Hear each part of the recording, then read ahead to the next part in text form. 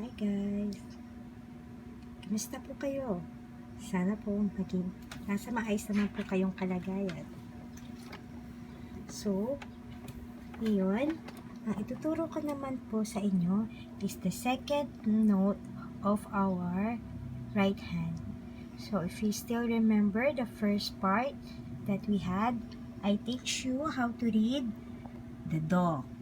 The do on its whole note, half note, quarter note, and dotted half note. Okay, so let's have some recap. Kung ang do is just a circle, it is called the whole note that has 4 counts. Do for half note that has 2 counts naman. And do for quarter note for 1 count. So what's the difference? Whole note is just a circle. Half note, it has a line like that, going up or going down. This line is called the stem. And the quarter note is just the same with the half note, but the quarter note has a color.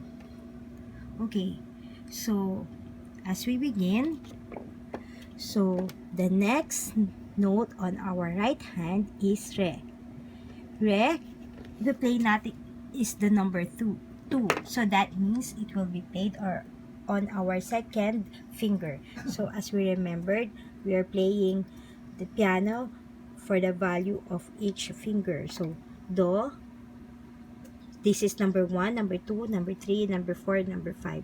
So it doesn't mean pag ipi-play natin yung do, laging 1. It depends. So, later, malalaman nyo kung paano. So, pag nakalagay kasi yung do for 1, that means, mag-start tayo ng do, yung number 1 na finger. So, let's try. Sige nga. Let's start. So, before we play pala, so, as we read the re, so, what's the difference between the do and the re? Tignan nyo. Diba sabi ko, dapat maintindihan natin ang staff. Because, diyan natin magpa-base ang pag-read ng mga bawat notes. So, tignan nyo. Do is medyo nasa ilalim siya ng line. But the re is there. Nandun na siya sa below the first line. Okay? So, ang do nasa babang baba. Tapos ang do meron siyang line pa ganyan. Pagdating sa re, wala na siyang line sa gitna, but nandun na siya sa first line.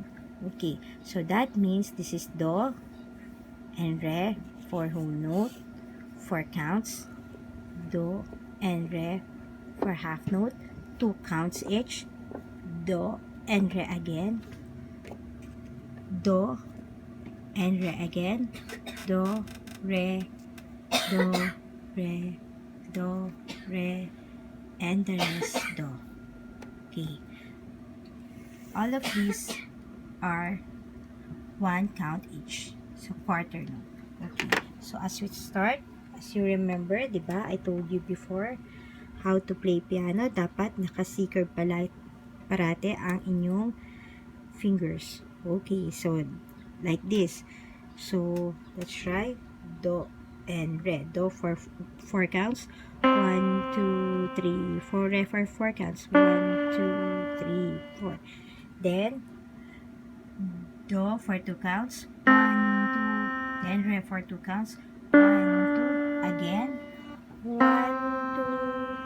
2. 1, 2. Then, do, re. Puro salita ng do and re. 1 count lang. So, that means, ganito lang. Do, re, do, re, do, re, do, then, puro do na. Do, do, do, do, do, do, do, do, do.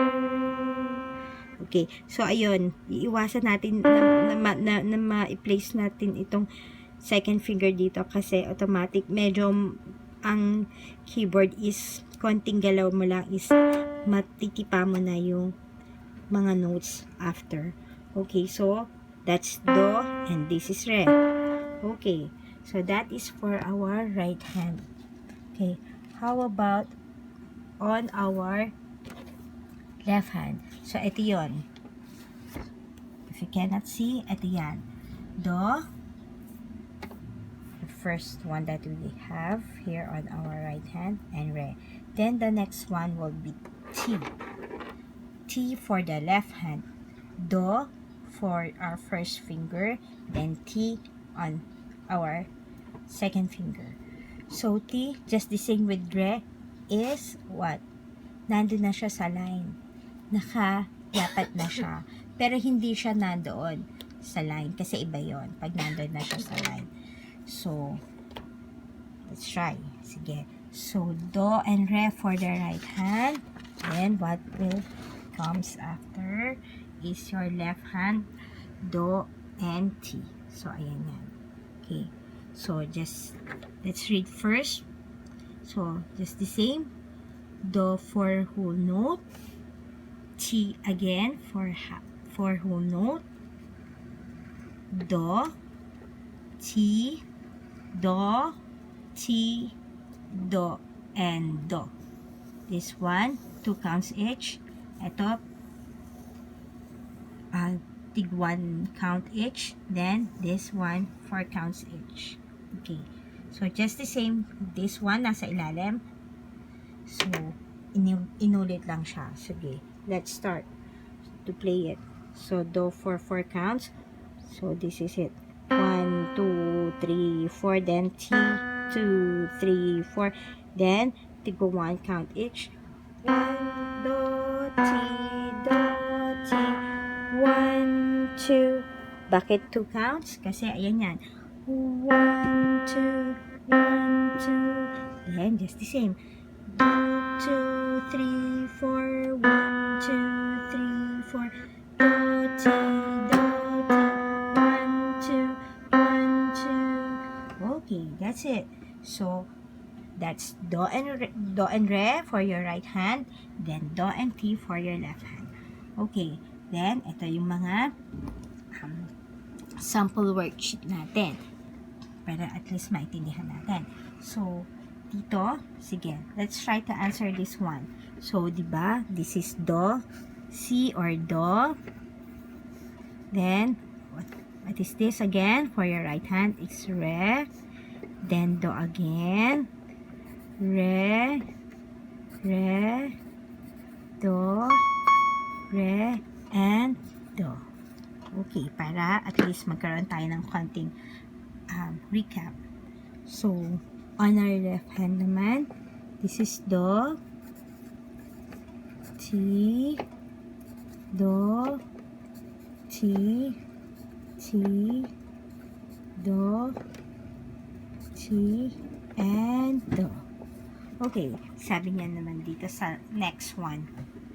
Write the note D or the re, this is re, as indicated, whole note. So, paano yung re for whole note? Diba, ang whole note is just a circle.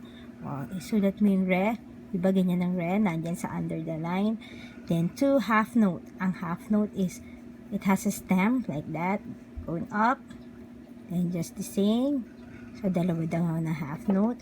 Then, 4 quarter note. Quarter notes, yung may color siya. So, like that, going up. Yung, 1, 2, 3, 4. Okay, as you can see, meron ganito. So, ano nga ito? So, what is this one? So, this one is called the measure. So, di ba, ang whole note, it has 4 counts. So, ang isang general staff, ganyan. So, this is the general staff, okay.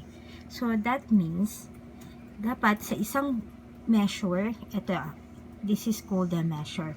Meron siyang 4 counts lang na note. So, tignan natin kung 4 counts nga ito. So, diba, this is a whole note. So, it has a 4 counts. So, ayun yun. Yung nandito sa ilalim, stagnant siya na 4 palagi. Then, on this one. So, this one is a whole note, diba? So, it's 4. Like that. Then, diba, this one is 1 count, quarter note. Kaya, tignan mo, ilang quarter note yan? 1, 1, 1, 1. So there are 4 quarter notes. So that means 1 plus 1 plus 1 plus 1 equals 4. So ayun ang meaning nun. Okay, that's it. So this one naman, it has a 2 counts each. So 2 plus 2 equals 4. So that's the meaning of it. 4 over 4. So ayun ang ibig sabihin nun. 4 over 4, then merong 3 over 4, and later on. So, as you can see, ganyan. So, sabi niya meron siyang re for whole note, re for 2 half notes, yan, and 4 for quarter notes. And, just the same with this one, the T will be here, 1 whole note, 2 half notes, then 4 quarter note. 1, 2, 3, and 4. Okay, that's it. Ganyan lang siya, kasimple. Okay. So, sana naintindihan nyo ang ating second note, which is the T. So, that's it for our left hand and for our right hand. So, sana meron kayong natutunan sa lesson na to. And for our next lesson naman, sana masundan nyo po uli. So, always remember to click and subscribe on my YouTube channel. Thank you and God bless.